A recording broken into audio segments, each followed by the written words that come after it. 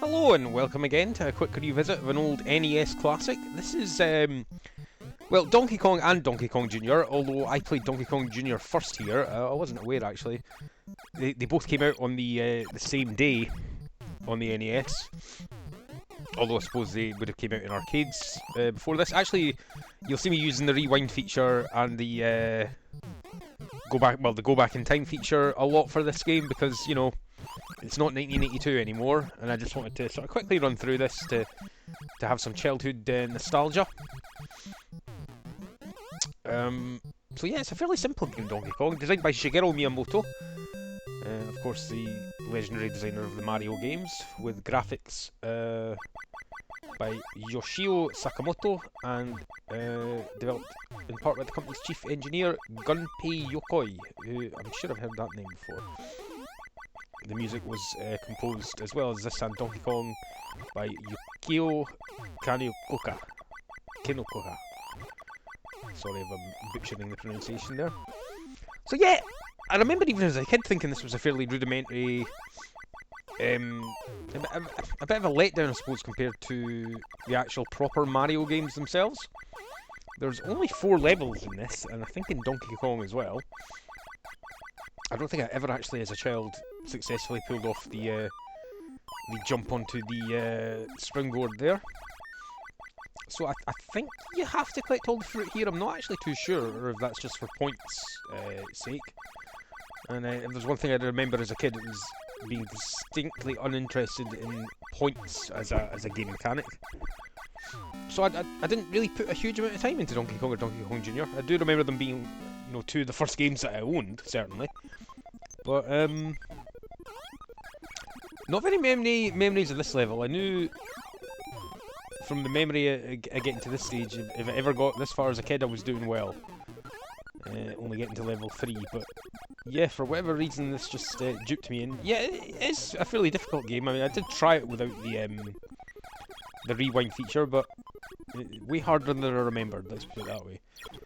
Just slowly walk into that blue spark thing.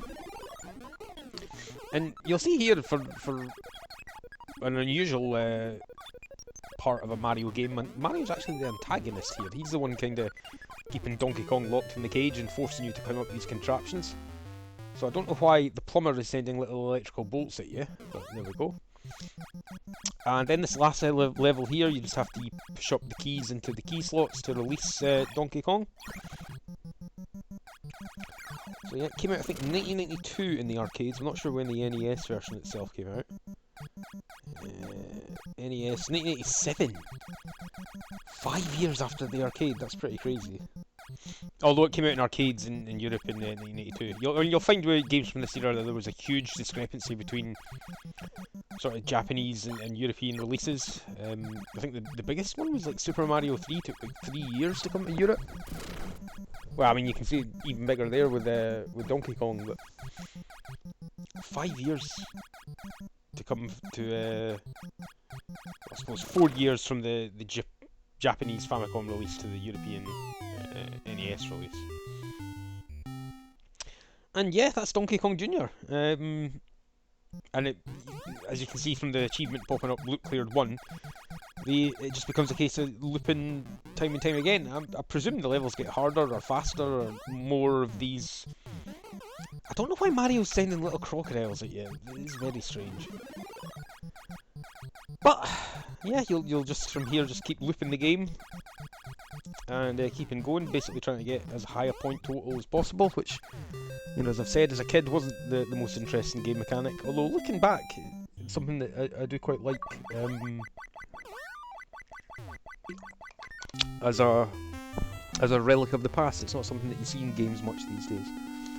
So I think that was enough for Donkey Kong Jr. and I soon switch out to Donkey Kong, which, as it turns out, is actually the predecessor. This came out in 1981 in Japan.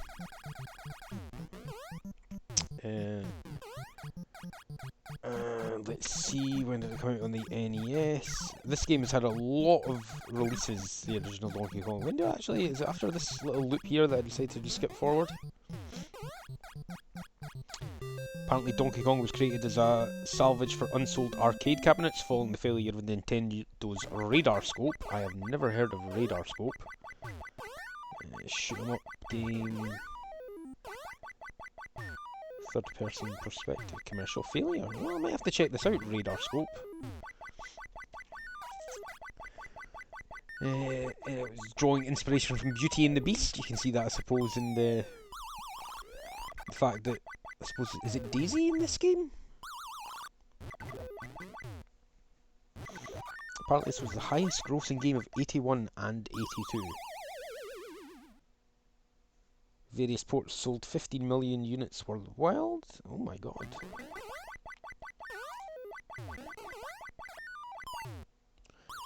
And I'm sure at this point I just go, we've seen enough of Donkey Kong Jr., let's skip forward to Donkey Kong, or skip back, as the case might be. So, such a simplistic game when you look back on it, Donkey Kong and Donkey Kong Jr., but paving the way for a lot of what we know now.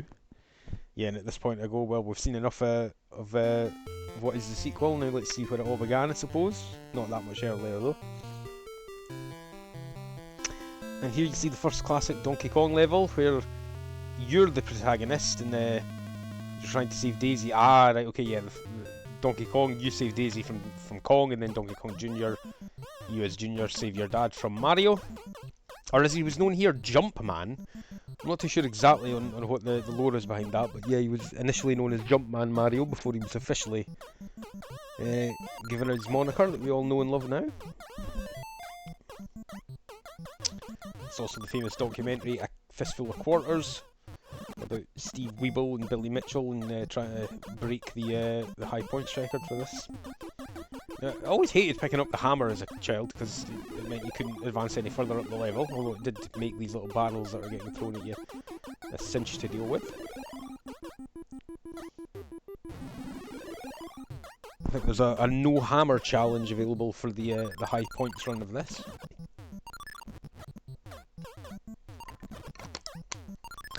Apparently this is set on a construction site in New York City. Well, I have to say these girders are not the greatest alignment.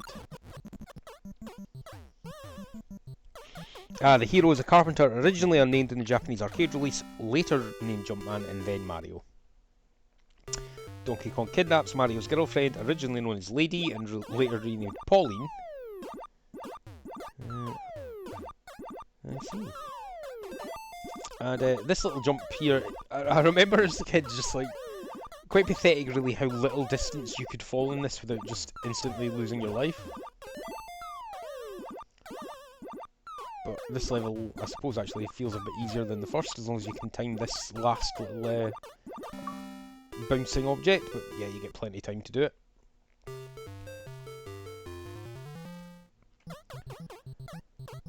Level 3 here, just a little bit of an awkward one where you have to walk over these pegs, I suppose, and I actually completely forget what I'm doing and leave the bottom two, which isn't ideal.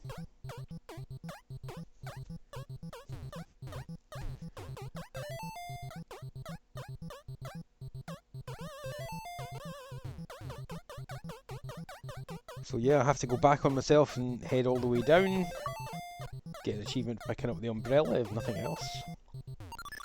So yeah, this has been ported to Game Boy, Atari. Crazy how successful this game is actually when you look back and see. I mean, I suppose you're going back, what, 42 years now? And yeah, you don't even have to climb up to the top there. As soon as you get that last one, Donkey Kong falls to his death and you get reunited with Pauline. And again, the premise from there is just to continue looping back on yourself and beating the levels as quickly as possible.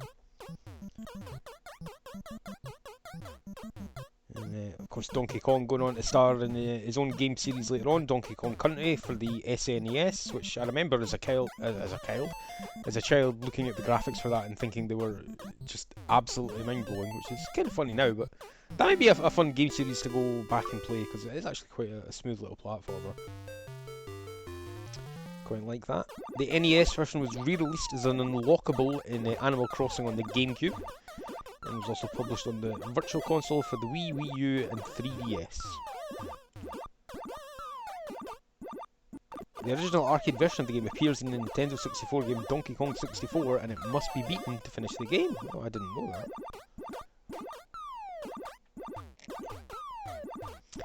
So yeah, just you'll be expected to continually loop on these levels to get a higher and higher score. And I'm not sure that I even bother going for the full... There's only 3 levels, that's crazy. I swear I thought there was 4.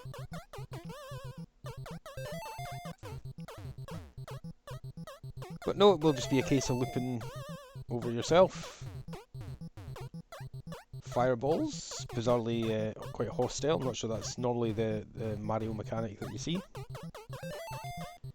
Had to kind of juke that guy a little. Get the option to pick up the hammers there, but they just slow you down. See, you just fall from that height and it instantly kills you. Not the jumping we were used to from Mario. So, yeah, that's been Donkey Kong and Donkey Kong Jr. A nice little revisit to a couple of nostalgic classics, even though they're quite archaic going back. But thanks for watching. I've been Mac, and until next time, Retro Game.